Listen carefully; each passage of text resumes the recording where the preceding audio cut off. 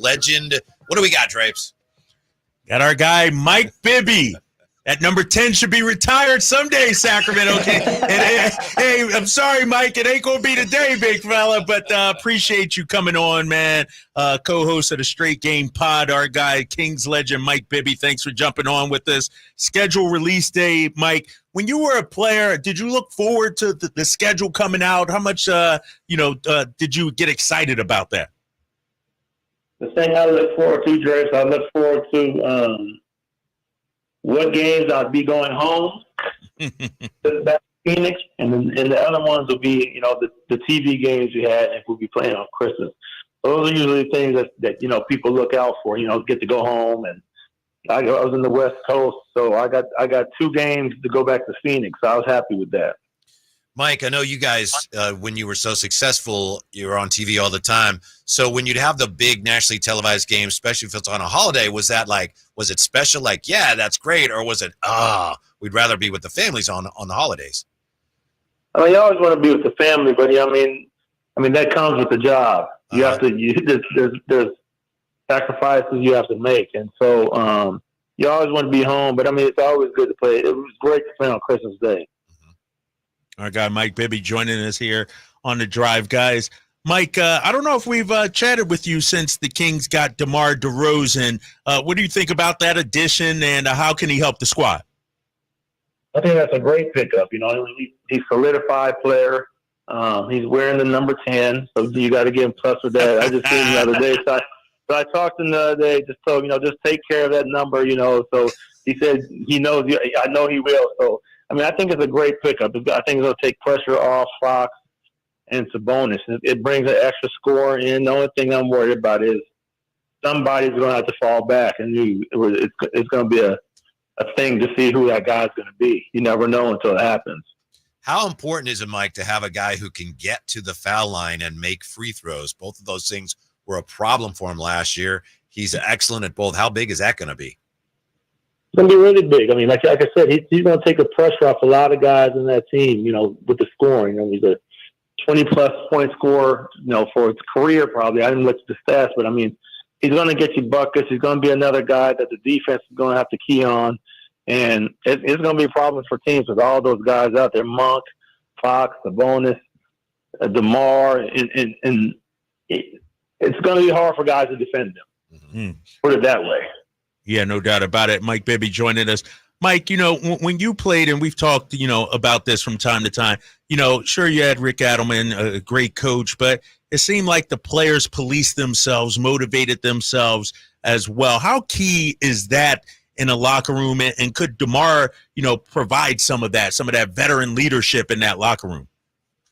I think he will, but it's hard coming off a trade because, there's captains on the team already. I think he's the type of guy that's going to fit in easily. He's going to, like I said, he's going to take the pressure off those guys that are there already. And I think the biggest thing that they have to do is figure out, like I said, who's going to be the guy to fall back, because it has to be somebody. Because are you going to turn Keegan into just a defensive player because you're going to have Monk, Fox? You have all these guys scoring. You have to figure it out when you get there, and just see what roles we replaced on those other guys, because he's going to be taking a spot. Mike Bibby is with us. Mike, we've been talking a lot the last couple of days about 40 years of Kings history, because they're coming up on their 40th season, and we're going to pick the 40 greatest Kings, and obviously you'll be very high on that list. Could you tell us, this is kind of personal, but, Jay Will was so popular. He gets traded. You came in, and you are, a legend here, but what was that like to come in initially? Obviously, you had pedigree, you were a high draft pick, but coming in and replacing a guy who in a short time had become such a fan favorite.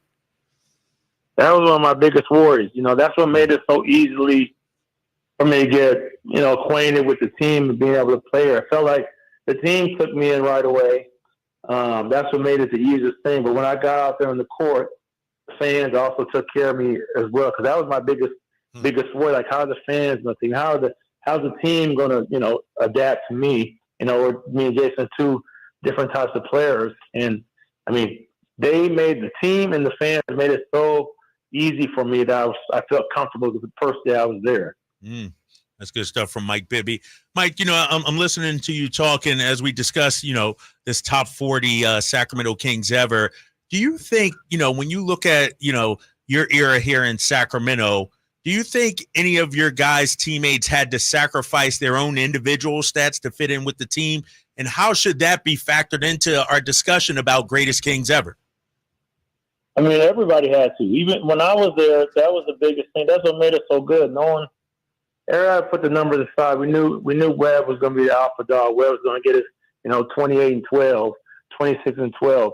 And everybody else just fell in the line. It was going to be Doug's night some nights. It was going to be Vladdy's, mine, Page's.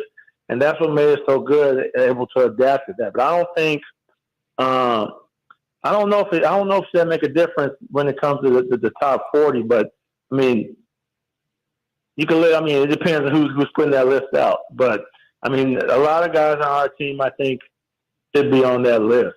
Mm-hmm. Yeah. How much fun was it, and how much easier did it make your job to play with Webb and Vladdy, two great players, but they were such great passers? How much easier did that make your job? I had to adapt to that. The first day I was at practice, back then it was you played inside out. Mm-hmm. So, we had two great players in Sharif Abdul-Rahim and Country Reeves. So our thing was to throw it in the post and maybe it come back out to you, they don't find a shot that they like, or they get double teamed and might swing around to you. Being there, my first day of practice, I hit the post. I hit either Vladdy or Webb, one of the guys. And I cut through, and as I'm running through to, what I'm used to, going to the other side of the court, I ducked because the ball almost hits me in the head. And, Coach Correa, rest in peace, he pulls me aside and says, Mike, you better be ready. These guys pass the ball here. They're gonna hit you in your face.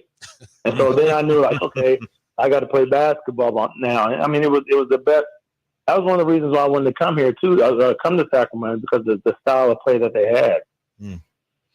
Hey, Mike, I know you co-host the Straight Game Pod, and we'll talk about that coming up here in a second. I listened to the first episode yesterday. One of the things you guys discussed was Team USA basketball. The team went on to win the gold medal, but it seems like the world is catching up, my friend. I know you had an opportunity to be on an Olympics team in the early 2000s, 2004, if I'm correct. Just tell me about, watching Team USA get it done, or should we be fearful of 2028 that, we might not be the favorites or you'll be able to get it done then? No, I think we'll always be the favorites. You got the best players in the world here. Some of the guys you get guys, but there's certain roles that guys have to play that USA players aren't used to playing. You have 12 people on I think it's 12 people on the team. Mm-hmm. Somebody's going to have to fall back, and all our players are superstars. So they're not used to that role. In every NBA game, the ball's in their hands at the end of the game. Mm-hmm. Here, you have 12 players that the ball could be in their hands. So, are you going to be able to have that conscious mind of, okay, I'm going to play the role. I'm going to sit back. I'm going to be the fourth option on the team. And like I say, everybody's giving Devin Booker that credit because Devin Booker played that role to a T. He went out there, he's having 4 or 5 shots a game. He probably hasn't more than 4 or 5 shots a game, probably since his elementary days. But when he came in and played that role, that's why he was in the game so much. You got to get guys that are going to be able to take that role on and be able to, I'm going to sit back and let these guys, the superstar guys, play their game. Mike Bibby is with us. I know Drapes mentioned your Straight Game Pod. There was a disagreement there. Just that we had a disagreement on our show about Jason Tatum, right? You had a split decision on whether he should have been playing. I think the coach on the panel says, "Oh yeah, the coach has got to do what he's got to do." But it seemed like you and Eddie House. Eddie House, yes, definitely felt like you got to remember. Eddie House bleeds green, so Eddie's going to fight. Eddie's going to fight for his Boston Celtics. But I think Tatum is, I mean, in my mind, I think Tatum should have been out there. But like I said, you got 12 guys out there that are the best in the world, best in the NBA. So, I mean, it's a decision on what the coach is going to make. I mean, I don't know how the decision went, if he talked to him before or during of this is how it's going to go. I wasn't in the locker room. So if it was a thing of he didn't know that he was not going to play, that's messed up because he is, I think, he's been all NBA first team, I think, for 3 years in a row. So, I mean, that's tough. That's a tough pill to swallow if you're in that situation. So, I mean, it just depends how it went down, if it's wrong or right. Yeah, Eddie was hot, wasn't he? Eddie was very upset about it. That's one thing Eddie could do. Eddie could argue. He's never had a loss for words. You have to worry about that, especially when it comes to Boston. Mike Bibby joining us here, co-host of the Straight Game Pod. And Mike, tell us about the podcast and what made you get into that space. I mean, it all came into fruition. Like, it was crazy because I did Matt Barnes and Steve Jackson's podcast, and Ty Ellis, a great friend of mine, one of the guys that's really helped me, with my coaching stuff. He used to coach. He used to be a head coach for the Stockton Kings, and one day I did the story, and he just like, "Hey, Mike, ask them if they would take on other podcasts with them." So I asked him, like, "Yeah, that's what we're looking for." And then so I was like, okay, we're going to start to work on it. And then Eddie House calls me the next day, not knowing we were about to start one, and says, "Hey, we should start a podcast." I said, "Me and Ty, we just started one. We're going to bring you on." So, I mean, we've been working on this for like 6 to 8 months now. So, wow. I mean, it's a process. And, we're finally getting started. We're finally getting out there. So it's on Twitter. It's on YouTube. It's on Instagram. It's on TikTok under Straight Game Pod. So everybody go out there, look for it, subscribe, do what you got to do. Hey, Mike, get back to DeRozan. One of the things that he has developed a reputation for is helping young players when they come into the league. When you came into the league, I know you were with Vancouver, but who are some of the veterans that you'd say, looking back, that really helped you to learn what being an NBA player was all about? It wasn't, it was kind of rough for me because a lot of the guys in Vancouver, it was like an expansion. It was an expansion team. So yeah, there wasn't a lot of big name guys. There was veterans, but it was a lot of people, a lot of the guys that really the teams didn't want. Mm-hmm. So me coming in, they told me, I forget what the guy's name, the point guard, there was a point guard there that was starting, but he had broken his hand in training camp. Because they said they were going to bring me along slow or whatever. And I didn't want to be brought along slow. So there was, so he got hurt. So I ended up starting. I started the whole time I was there, but it was like no one really. I had to kind of go off my own. The superstars on our team were Hunter Reeves at 22 years old, 23 years old, and Sharif Abdurrahim at 20, 21. Yeah. You know what I mean? So those were our superstars going into a team that didn't get a lot of wins. Like I said, I won more games in Sacramento my first year than I did in 3 in Vancouver. So, it was a tough learning lesson for me, and I just, just learned to take the lumps, and getting to Sacramento kind of turned everything around for me. I'm looking at that team. Was it Lee Mayberry at the time, or somebody else? Yeah, it was Lee. Yeah, it was Lee Mayberry. It was. He had broken his hand right at the start of training camp. Yep. So they kind of threw me in there. So yeah, he wound up only playing 9 games. It's ridiculous too, Mike, when you think about it, that they would even ask you to come along slowly as the number 2 overall pick. It's like that wouldn't happen in today's day and age. If you're the number 1, 2, 3, 4 overall pick, you coming in starting. You ain't coming in to learn slowly or anything like that. You're coming in to be the franchise player. And then that's what I expected to do. That never came to my mind. That's what they told me after the fact. I didn't think it would happen anyway, just from the way I compete and stuff like that, and how hard-nosed I am and I'm ready to go, that I wouldn't let that happen anyway. So I worked so hard that he was going to have to do a lot to beat me out. Hey, Mike, I know when you were here, again, we all know the team was excellent. You came to a team that was already very good, but you guys made some additions. Jeff Petrie would go out and get some very good players. Brad Miller came in. With DeRozan joining the Kings, my question is, what is it like when you're on a team and your front office is aggressive that way, bringing in guys that are super talented? What does that do for the morale on the team when you're bringing in guys like DeMar DeRozan? Bringing a guy like that, like I said, son, I think they want to be one of the top 2 or 3 teams in the West to beat, bringing him in. It just brings a dynamic score. Like I said, it's going to open up so much things for everybody else just from him being there.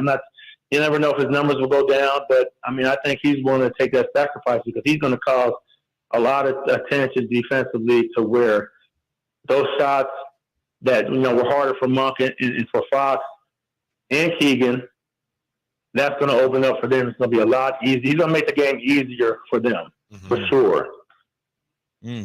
Mike Bibby joining us, Sacramento Kings legend. Mike, as I look back at your career, I'm looking at all the great players you played with, whether it was C-Webb, Abdur-Rahim, Joe Johnson, LeBron even, Carmelo. Could you have imagined, I guess, when you played with that Miami Heat team back in 2010 and 11, that 12 years later, 13 years later, LeBron would still be playing? I mean, take me behind the scenes back then, man. He played his first ever game against us. So I remember they had me guarding him. That was my defense assignment. So I mean, they had a pretty good team. They had him, Ricky Davis. Yeah. That was the thing. My defense was never really my strength, but he was young, coming in and out of high school. They was putting on him to where he tried to see what he could do, and he came out and had a great game too, and that just started his whole career. But I never thought he'd still be playing. I mean, he's going in the year 22, still looking like a young kid, averaging 20-some points a game. It's unheard of. Mm-hmm. Hey, Mike, peek behind the scenes, if you'd allow us one. When you guys had you and Vlade and Peja would kind of run, I think you guys might have called it corner. It was like the scissors play where you throw it in and then you go down and screen for Peja. And you guys had so much success with that play. Can you tell us about when you first put it in and how easy it was for you, why that play worked so well? I mean, I think I'm not sure if it was there before I got there, but there's the Princeton offense. You just make cuts. That's why I think it was so hard to prepare for us, because 95% of the time we didn't know what we were going to do. So if we didn't know what we were going to do, you guys wouldn't know what we were going to do. And it was just, a lot of splits. Make reads, and you got to make a decision. You got me, Paige, you got me, Doug, you got me, Bobby. Wherever you got, whatever two players you put in there, it's going to be hard because all of us could shoot. We could get to the basket. We can make plays. But you had to kind of pick your poison. Mike Bibby joining us. Hey, Mike, back to the podcast. Give me a preview. What's coming up, man? What can we expect from it? Yeah, I know how you are. I know how Eddie House is. That first episode was great. A lot of stories, would you say? Like, what can we expect from it? We're doing kind of both. We got shows where we do just us talking, reminiscing, doing stories, and we also got we got Baron Davis on there. We got Jamal Crawford. We got Fat Joe. I mean, so it's going all over the spectrum. So it's going to be something that you guys should definitely look out for. Okay, looking out for it. Mike, I was going to ask you about who's the greatest of all time, who's the GOAT. I know you played with LeBron, but then I remember you're a Jordan athlete. So should I even ask you that question? Who's the GOAT? Because Kyle, you know my answer on that, Kyle. You know what I'm doing. No, I need you to put it on record, big fella. You got to state your case. I've always said Michael Jordan. Michael Jordan's the greatest of all time. And I'll tell you what, quick story about Mike Bibby. Obviously he joined the NBC crew this past season. And, I had known Mike. We know each other, but we weren't that close. And, I get a call from our boy Cassine. He's like, yo, I need your shoe size. I'm like, what you need my shoe size for? What you going to get me some Pro-Keds or something like that? Because I knew Cassine didn't have that kind of juice. And then I show up, right before Christmas and a pair of Jordans from my guy Mike Bibby there. And so appreciate that, man. Appreciate that. No worry. I was trying to take care. That's my way of showing I love and I care. I like to get people shoes and get people gifts. So. But you don't show much love on the golf course, do you, Bibbs? Hey, I ain't even. Hey, this guy, the biggest cheater out there. How he gonna keep my score better than his score? Like he no drapes. There was 1, 2 behind the bush, 3, 4, and I'm like, dog. He keeps your score closer than he keeps his own score. I'm keeping everybody's score because you can't. Because you're not going to come to the thing. Because we keep score. I keep every scorecard. You're not going to come and tell me, "Oh, I beat you," when you're taking a stroke off each hole. You getting 18 strokes. I don't get mulligans. I can't get no mulligan. No. Maybe off the tee since we don't warm up, but after that, nope. Nothing nice out there. Well, good luck with the pod. I was about to beat him. I started to come back. He was beating me after 11. So as soon as I started to come back, he looked at his watch like, I got to go to the meeting in a little bit. I won't be able to finish the whole thing. I had to do this damn radio show. I had to do the radio show, man. I said, Drake, you can't come out here and play until you're about to lose and then just jet. That doesn't count. I was up like 7 with like 3-4 holes left to go. Like, come on, man. I got the scorecard, Grace. I'll bring you when I come back out there. Right. That was in like May, April or something, March. He still got it. Man, appreciate it, man. That's good stuff, Mike. Thank you, Mike. We appreciate it. All right, thank you. Thanks, guys. Appreciate it. Good luck with the pod, the Straight Game podcast. How do you respond to these charges? What, the golf? Yeah. No, I had him beat. Like, I was up by 7. Said you cheat. No, I don't cheat. I mean, I may use a foot wedge here or there or something like that, maybe a mulligan here or there. But the problem with playing with Mike, and you could tell he's a competitor, a former athlete, it's like he's watching you more than he's watching me, himself. I mean, like he's worried about, I saw you move that drapes. I was like, I got relief, right? From the root, from the tree. He's like, nope, you got to play it. And so it's point guard, baby. It's everything. agonizing playing with him. You know how it is too, fellas. Golf's supposed to be a nice, friendly game. Yeah. Supposed to enjoy life. No pressure. You play with that guy, man, it's on from the opening tee. But it's fun. We're going to do it again. We're going to get it together again. When we come back, we'll take a look at some really surprising numbers